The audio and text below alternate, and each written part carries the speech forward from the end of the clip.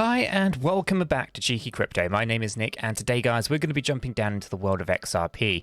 As I get into this video, if you find it useful and informative, hit that like button. I really do appreciate that. If you're new to the channel, then subscribe, tap the bell, select all the notifications, and in doing so you will be kept up to date with everything that we do here at Cheeky Crypto. And if you haven't yet joined us in Discord, guys, check it out, linked in the description down below. It's a fantastic community talking crypto 24/7. It's completely free, and I don't think you'll be disappointed by what you find down there. It's the first place we go to notify you of everything that is going on in the crypto space.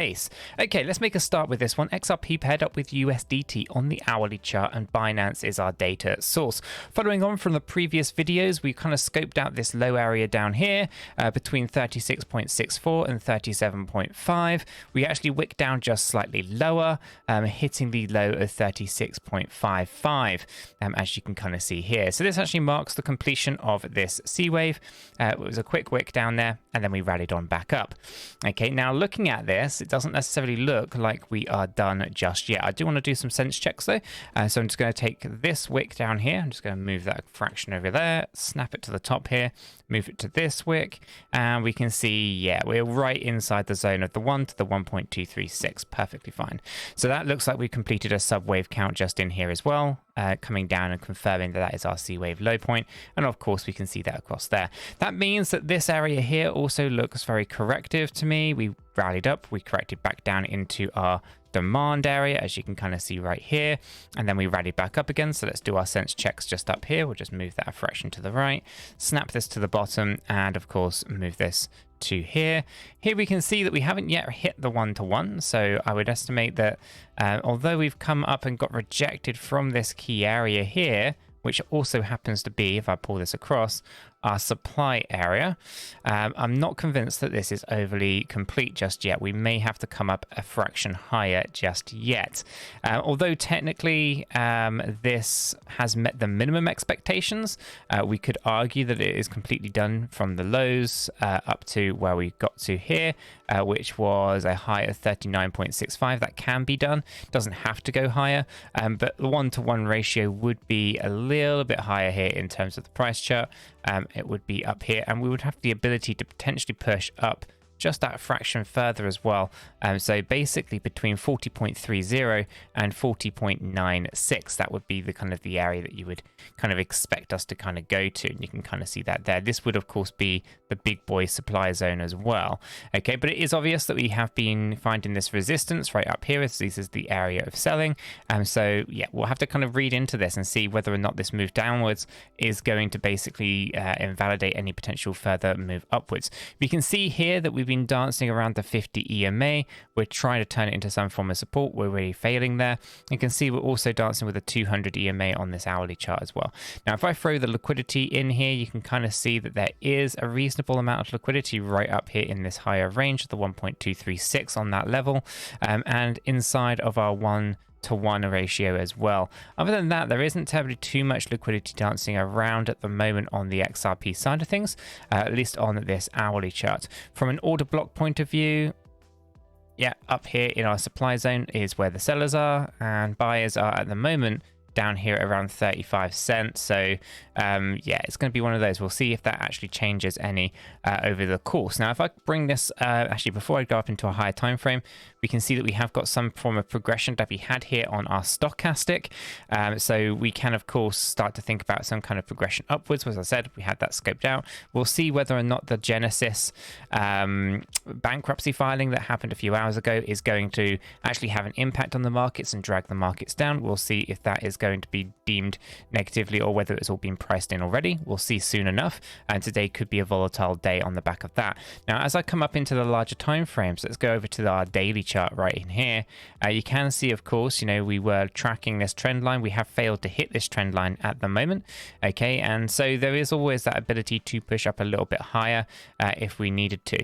Now, we are sandwiched between the 50 EMA and the 200 EMA and our trend line. If I zoom out of this, and I come and bring this right the way back down here, you can see we have this upper area of resistance on the trend line. We also have this coinciding with our 200 EMA, which is a trend filter from a traditional finance point of view. So anyone who's been trading Forex will know that you use a 200 EMA as your filter to basically say you're in a downward trend or an upward trend. If you're below the 200 EMA, then you're bearish. If you're above the 200 EMA, they should be bullish, right? That's pretty much the standard concept of it. Now, we are below the 200 EMA, and we've been trying to fight our way above it for quite some time. It doesn't look like it's going to be something that we're likely to break above, in my opinion. Now, from our stochastics, we've got a long way to go. We've got a long corrective structure here to appear. So it doesn't look like we're going to be pushing our way through this on the daily chart anytime soon, in my opinion. Now, if I throw in the regular RSI, we actually are doing pretty reasonable. I'm not too concerned about the RSI here.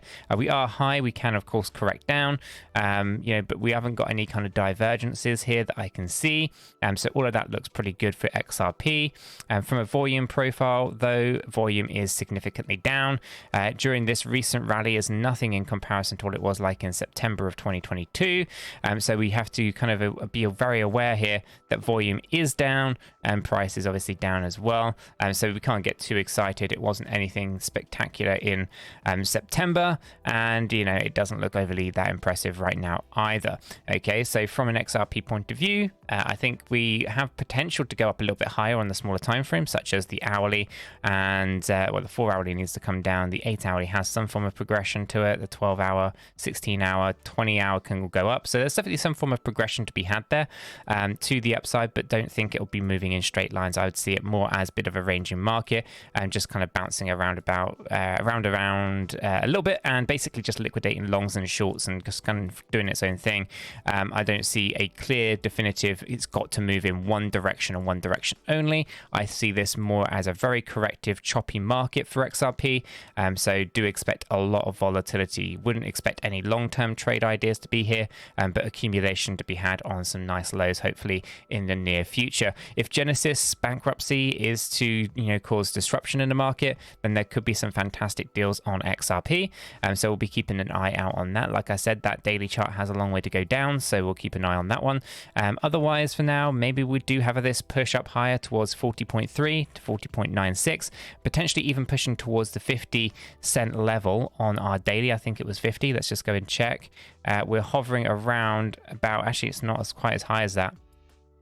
We've actually come down a fair bit, probably in the kind of higher ranges of about 42 cent would probably be the upper limit to kind of coincide with our 200 EMA, and our trend line may even be a little bit lower by the time this actually plays out. So maybe we'll only be aiming for around 41.5 cent to coincide with our trend line here that we have been rejected from many times before. So yeah, it'll be interesting to kind of see how this one plays out. I'm going to leave this video right there though, guys. If you found it useful and informative, smash that like button. I do appreciate that. If you're new to the channel, then subscribe, tap the bell, select all the notifications, and in doing so, you will be kept up to date with everything that we do here at Cheeky Crypto. With all that said, done, out of the way, I hope everyone has a fantastic day, and I'll catch you all in the next one.